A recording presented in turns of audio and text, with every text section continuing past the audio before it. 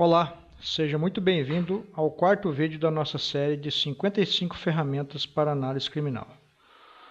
Hoje vamos demonstrar na prática como realizar uma análise de dados utilizando um conjunto de 2 anos de ocorrências e interpretar os resultados do resumo estatístico. Então eu já deixei aqui pronto uma série de 2 anos. Os dados estão distribuídos por mês, né? Então nós vamos ir lá em dados, análise de dados, estatística descritiva. Como nós temos duas séries de dados, o ano de 2015 e o ano de 2016, nós podemos selecionar essas informações simultaneamente.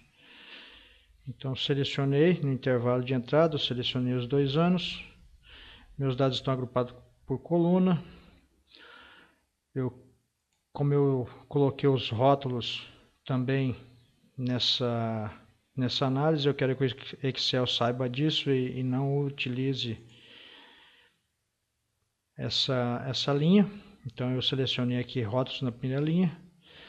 O intervalo de saída, vou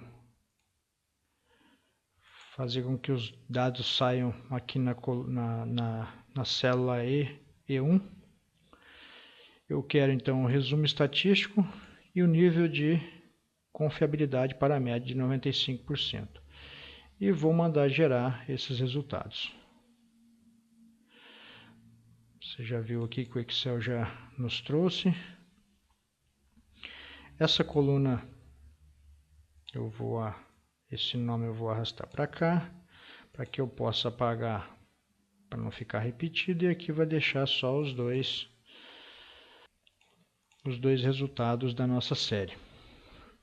Vamos começar então a analisar esses dados pela soma, que mostra aqui a quantidade de ocorrências por ano. Foram 233 ocorrências em 2015 e 201 em 2016. São 32 ocorrências a menos. Nesse caso já dá para fazer uma análise, né? Se você acompanhou esses números durante o ano e esse acompanhamento teve, por exemplo, a quantidade de prisões em flagrantes que foram realizadas desses homicidas, a quantidade se o judiciário encarcerou mais esses acusados de homicídio, se as polícias desenvolveu alguma operações para que esses números fossem tão expressivos assim, de 32 ocorrências a menos, você já teria de como saber o que está dando resultado para que esse número tenha caído tanto assim. Então já começa a análise pelo acompanhamento que você tem durante o ano. Número de ocorrências, número de operações, número de prisões em flagrantes, número de casos solucionados. Existe um estudo da Universidade Federal do Minas Gerais que fala que os acusados de homicídio geralmente praticam os seus crimes a uma média de 350 metros do local do fato. Ou seja, eles residem nas imediações de onde aquele crime ocorreu. Então, por aí você já tem uma noção de como não fica tão difícil você começar a elucidar um crime, né, de homicídio. E também tem aquela situação da mobilidade.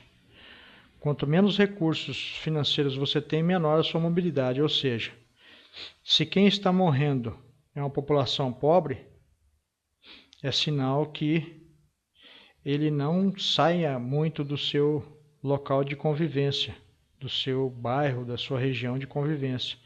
Logicamente que os seus desafetos, em sua grande maioria, moram na redondeza onde a vítima foi assassinada. Essa é a lógica desse estudo. Agora vamos olhar para os valores máximos e mínimos dessa série. Você vê aqui em 2015 você tem o valor máximo de 33, que foi registrado aqui no mês de julho. E em 2016 você tem em fevereiro o valor de 27. Vamos pegar primeiro esse valor de fevereiro de 2016. Olhamos para o mesmo mês de fevereiro de 2015. Você tem que comparar o respectivo mês anterior.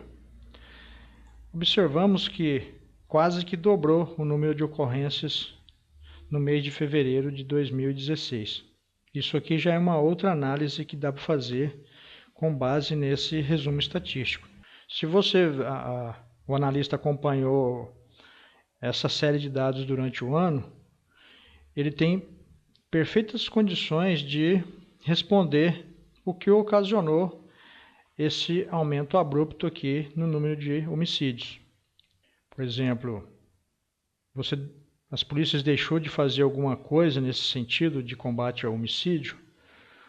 Houve alguma liberação de presos considerados perigosos para aquela região, que tenha havido esse aumento exponencial de quase o dobro nesse mês de fevereiro? Então, se o analista acompanhou os seus dados durante o ano, ele tem condições perfeitamente de responder essas análises. Ele tem essas respostas prontas na sua cabeça. Ele não vai precisar de ficar se debruçando em cima de material para descobrir o que ocasionou essa alta de quase o dobro no mês de fevereiro em 2016. O mesmo ocorre para o mês de novembro, que você teve o mês de julho, que foi 33. No mesmo mês, no respectivo mês de 2016, você tem 9 homicídios apenas. Se ele acompanhou essas ocorrências dia após dia, ele tem perfeitas condições de descobrir ou de chegar à conclusão o que ocasionou essa redução assim fantástica, né? Vamos agora para o intervalo. Você verifica que o intervalo nada mais é do que você tem o menor valor da série de 2015, que é 9, e o maior, que é 33. Então vai dar o intervalo aqui, a amplitude total da série, que é 24. No ano de 2016 baixou para 18. Houve uma redução até interessante nesse caso. Agora vamos analisar as medidas de centralidade ou tendência central, né? A média. Observe que a média houve uma redução em 2016, o que mostra que houve um número menor de homicídios. Nós já respondemos essa pergunta aqui embaixo, que foi menos 32 homicídios. Mas verifica-se que essa média, como nós dissemos nas aulas anteriores, ela é afetada pelos valores extremos da série. Você verifica que o número 9 é o valor mínimo de 2016 e o valor 27, né, que é esse aqui, é o valor máximo, ou seja, existe uma variação muito grande entre o valor máximo e o mínimo, e isso aí afeta e muito o valor da média. Por isso que a média ela depende muito dos valores. Se os valores se essa amplitude for muito grande, a média, mesmo que você tenha uma redução no número absoluto de crimes, você talvez não reflita isso na média. A média pode ser muito próxima. Nesse caso aqui não está muito distante uma média da outra, mesmo sendo 32 crimes a menos em 2016.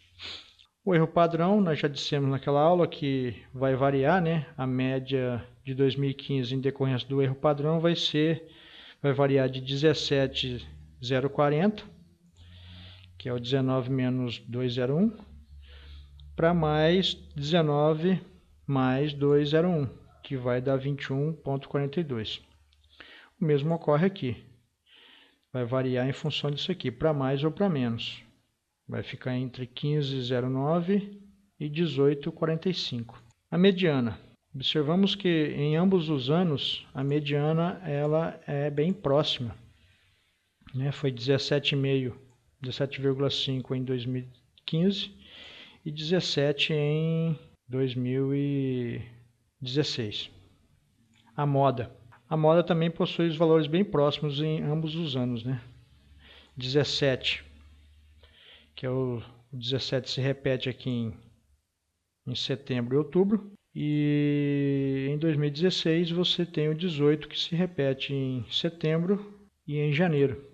Observamos que aqui em 2016 é uma série bimodal. O 10 também se repete aqui, mas o Excel nesse caso ele pega a moda de maior valor, que é o 18. Agora vamos analisar as medidas de dispersão. Vamos para a variância. A variância observamos que ela possui um valor em 2016 bem menor do que em 2015. O mesmo acontece para o desvio padrão, apesar que o desvio padrão ele está bem próximos, né? Os 2 anos eles bastante similares. Para a gente ver como é que está essa dispersão, vamos calcular então o coeficiente de variação. Nós já aprendemos a fazer isso na aula anterior, que nada mais é do que o desvio padrão dividido pela média, multiplicado por 100, para que a gente tenha os dados em percentuais. 35,91 é um coeficiente de variação bastante alto, conforme a gente já viu na nossa aula também sobre aqueles valores do coeficiente, para a gente ter uma noção se isso é alto, é baixo. Vamos agora ver o valor do coeficiente aqui do 2016. Multiplicado por 100 para que a gente tenha, veja bem, praticamente idêntico o coeficiente de variação. Isso aqui, analisando assim, você vê que você tem uma alta variação desses valores, né? Uma alta dispersão deles, porque a literatura fala que até 15% é uma baixa dispersão. Entre 15 e 30 é uma média dispersão. E acima de 30 é uma alta dispersão. Vamos analisar agora a assimetria. Neste caso, vamos analisar os valores da média, né, para a gente saber. Só de olhar aqui a gente já vai identificar a assimetria de 2015. Em 2015, a média é maior que a mediana, que é maior que a moda. Nesse caso, nós temos uma assimetria positiva. E conforme nós já vimos na aula anterior, o valor da assimetria é 0,50, 23, 27, que é menor que 1. Neste caso, é considerado uma assimetria moderada. Já em 2016, já é ao contrário, na verdade. A média, 16,75, é menor que a mediana, que é menor que a moda. E o valor do coeficiente de assimetria é 0,298158657. Nesse caso também menor que 1. Neste caso a assimetria é considerada moderada. Então nós temos uma assimetria positiva em 2015 e uma assimetria negativa em 2016. Com relação à curtose, verificamos que em ambos os anos elas são negativas. E por isso são menores que o coeficiente percentílico de curtose, que é o da distribuição normal, 0,26367, que foi explicado na aula de curtose.